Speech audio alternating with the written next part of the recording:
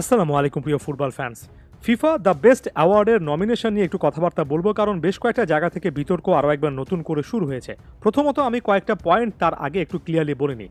FIFA যেভাবে এই অ্যাওয়ার্ডটা দিচ্ছে সেটা টাইম ফ্রেম নিয়ে কিন্তু একটা কনফিউশন আছে। গত বছরের অগাস্ট থেকে চলতি সিজনের অগাস্ট পর্যন্ত, এবং এর পাশাপাশি এই পারফরমেন্সগুলো পরবর্তীতে একটা দলের ট্রফি জয়ের পথে কী রকমের ভূমিকা রাখছে বরাবরের মতো এটা একটা সিলেকশন ক্রাইটেরিয়া। এবং একই সাথে যেহেতু এটা একটা ফিফা অ্যাওয়ার্ড, ফিফা ম্যাচগুলোতে বা ফিফা ট্রফিগুলোতে টুর্নামেন্টগুলোতে আসলে কে কেমন পারফরমেন্স দিচ্ছেন সেটাও একটা ক্রুশাল ফ্যাক্টর হবে। জাতীয় দল এখানে আনঅফিসিয়াল হলেও খুবই গুরুত্বপূর্ণ একটা জায়গা সাম্প্রতিক বছরগুলোতে দখল করে নিয়েছে, এগুলো জানা কথা। তবে যে জিনিসটা আসলে বেশি করে সারপ্রাইজিং সেটা হচ্ছে এই ক্রাইটেরিয়াগুলোতে লাউতারো মার্টিনেজ এমন একজন ফুটবলার ছিলেন যিনি কিনা প্রায় প্রত্যেকটা বক্সে টিক মার্ক দিয়ে এসেছেন, কিন্তু তিনি সেরা 11 জনের মধ্যেই চান্স পেলেন না। লাউতারো প্রসঙ্গে আমি একটু আগে ফিরে আসছি, লিওনেল মেসি প্রসঙ্গটা দিয়ে শুরু করি। এই সিলেকশনের পথে একেবারে স্পষ্টত কিন্তু এখানে ফিফা জানিয়েছে লিওনেল মেসি এই সময়টাতে যখনই মাঠে নেমেছেন দুর্দান্ত ফর্মে ছিলেন। এই সময়টাতে তার পারফরমেন্সটা পরবর্তী সময় ইন্টার মায়ামিকে তাদের ইতিহাসের প্রথম লিগ টাইটেল জয়ে অনুপ্রেরণা জুগিয়েছে। লিওনেল মেসি এই সময়টাতে কোপা আমেরিকা জিতেছেন। এই সময়টাতে কনমেবলও কিন্তু বিশ্বকাপ বাছাই পর্বে সর্বোচ্চ 6টা গোল করেছেন। সো এখানে লিওনেল মেসি সেরা 11 জনের মধ্যে থাকাটা আমার কাছে খুব বেশি সারপ্রাইজিং ফ্যাক্টর নয়। যাদের কাছে সারপ্রাইজিং ফ্যাক্টর বিশেষ করে 11 জনের থাকাটা, তারা আসলে কোন জায়গা থেকে বিতর্ক উস্কে দিচ্ছেন সেটা আমরা সকলেই জানি। সেরা 5 কিংবা 3-এ আসলে তখন লিওনেল মেসি সিলেক্ট হবেন কি না হবেন সেটা নিয়ে অনেক তর্ক বিতর্ক করা যায়। এখন এই জিনিসটা আমার কাছে খুব বেশি ইম্পর্টেন্ট, খুব বেশি অবাক করা ফ্যাক্টর বলে মনে হচ্ছে না।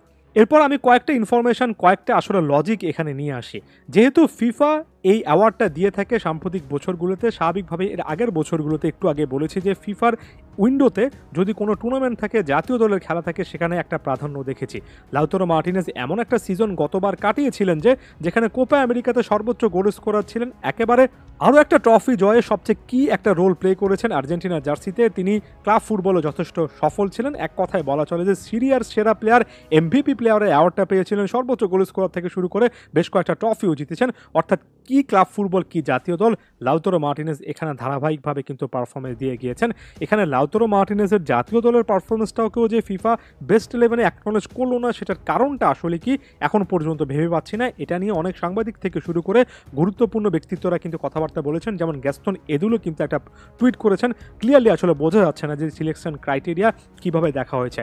আর এই সিলেকশন ক্রাইটেরিয়া ভোটিংয়ের আগে এই সিলেকশনটা এমন একটা বিতর্কের জন্ম দেবে যে সামনে এটাকে আরও অনেক বেশি করে কন্টিনিউ একটা ফেজের মধ্যে আপনারা সকলে যেতে দেখবেন।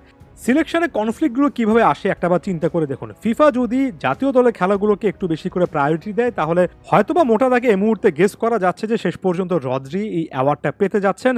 জাতীয় দলের কনটেক্সটে ভিনিসিয়াস জুনিয়র পিছিয়ে পড়বেন। এখন এটাই যদি একটা লজিক হয় তাহলে জাতীয় দলের কনটেক্সটে এতক্ষণ যে লাউতারো মার্টিনেজের কথা বললাম তিনি কেন ইকুয়েশনের সেরা 11 জনের মধ্যে নেই, সেটা আরও একবার বিশাল একটা প্রশ্ন, এমন একটা আনঅ্যাভয়েডেবল প্রশ্ন যেটা নিয়ে আপনি যত ভাববেন তত বেশি গলদঘর্ম হবেন। এখন আরও একটা ফ্যাক্টর আছে, ভিনিসিয়াস জুনিয়র বা এই টাইপের প্লেয়ারদের ক্লাব ফুটবলের পারফরমেন্সটাকে অ্যাকনলেজ করার জন্যই তো অনেকটা সিজন টু সিজন, অর্থাৎ এক সিজন থেকে আরেক সিজনের টাইম ফ্রেমটা ফিফা ফলো করার চেষ্টা করছে। এবং অ্যাওয়ার্ডের ক্রাইটেরিয়াও কিন্তু এমনটা, এই সিজনের পারফরমেন্সগুলো কিন্তু আসলে সেভাবে চোখে পড়বে না। একজন প্লেয়ার গত সিজনে যে পারফরমেন্সগুলো দিয়েছেন, গত সিজনের কনটেক্সটে এখানে চিন্তা করা হচ্ছে। লিওনেল মেসি যেহেতু MLS খেলছেন তার জন্য হয়তোবা ফুটবলের রেগুলার সিজনটা ভিন্ন, তবে ইউরোপের রেগুলার সিজন তো অগাস্ট টু অগাস্ট এমন একটা ক্রাইটেরিয়া। সো এমন যদি আপনার টাইম ফ্রেম হয় তাহলে ভিনিসিয়াস জুনিয়র অবশ্যই ফেভারিটদের তালিকায় একেবারে টপে থাকবেন। সেক্ষেত্রে জাতীয় দলের কনটেক্সটে ভিনি যদি আরও একবার পিছিয়ে পড়েন তাহলে সেটাও একটা সারপ্রাইজিং ফ্যাক্টর হবে। অর্থাৎ দুই জায়গা থেকে আসলে ফিফার টাইম ফ্রেম, ফিফার সিলেকশন ক্রাইটেরিয়া, শুধুমাত্র ফিফা নয় ব্যালন ডিও সংক্রান্ত ওই সকল আলোচনাতেও করেছিলাম, আসলে প্রশ্নযোগ্য অনেকগুলো জায়গায় তৈরি হয়। এখানে আমি ক্লিয়ার কাটভাবে আরও একটা পার্থক্য তৈরি করতে চাই।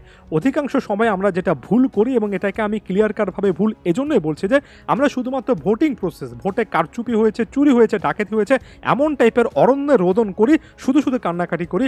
ভোটিং প্রসেসটা অনেকটাই সিকিউর, এটা আমাদের নিজেদের দেশ, নিজেদের সমাজের সাথে মেলারে চলবে না। এখানে যারা ভোট দিচ্ছেন তারা খুব জেনে শুনে বুঝে ভোট দিচ্ছেন এবং সেটা পরবর্তীতে ক্রস চেক করা যায়। তাই ভোটিং প্রসেস ব্যালন কিংবা ফিফা বেস্ট এটা নিয়ে আমার বিন্দুমাত্র কোনো ডাউট নেই, সেখানে স্বচ্ছতার জায়গা আছে। তবে যেটা নিয়ে আমার অনেক বড় রকমের একটা ডাউট আছে সেটা হচ্ছে সিলেকশন প্রসেস, যেটা আমি ব্যালনের ক্ষেত্রেও বলেছিলাম, ফিফা বেস্টের ক্ষেত্রে পার্টিকুলারলি অনেক আগে বলছি।